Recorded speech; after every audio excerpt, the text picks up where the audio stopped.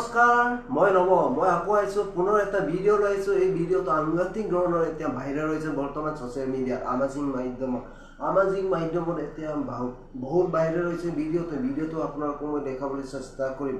এই ভিডিঅ'টো স্ক্ৰীনত মই আপোনালোকক দেখাবলৈ চেষ্টা কৰিছোঁ। এই ভিডিঅ'টো এতিয়া সামাজিক মাধ্যমত ইমান ভাইৰেল হৈ পৰিছে, সাংঘাতিক ধৰণৰ আপোনালোকক দেখাবলৈ চেষ্টা কৰিছোঁ। এই স্ক্ৰীনত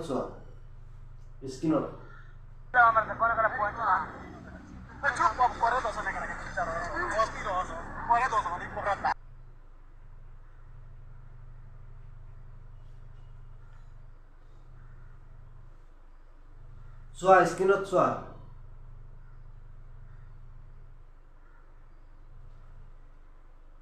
এনেকুৱা ধৰণৰ নৰবিকাশ যদি থাকে এই দুনিয়াত কিমান লেতেৰা হৈ যাব।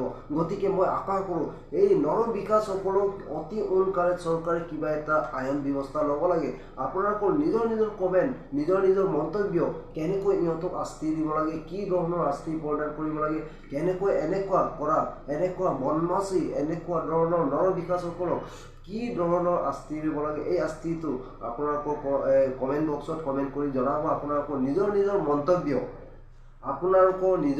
মন্তব্য, দীঘলকৈ কমেণ্ট বক্স অন কৰা আছে, কমেণ্ট বক্সত কমেণ্ট কৰি জনাব।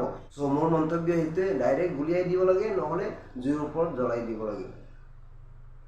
কিন্তু আপোনালোকৰ মন্তব্য মই শুনিবলৈ মন আছে। আপোনালোকৰ নিজৰ মন্তব্য কমেণ্ট বক্সত কমেণ্ট কৰিব। অৱশ্যে এই ভিডিঅ'টো আমাৰ অসমৰ নহয়, বিহাৰৰ চাইডৰ হয়, বিহাৰৰ হয়। কিন্তু বৰ্তমান কোনটো জেগাৰ এইটো মই ক'ব পৰা নাই। কিন্তু বৰ্তমান এই ভিডিঅ'টো গোটেই সমাজত এতিয়া সামাজিক মাধ্যমত পুৰা ভাইৰেল হৈ পৰিছে।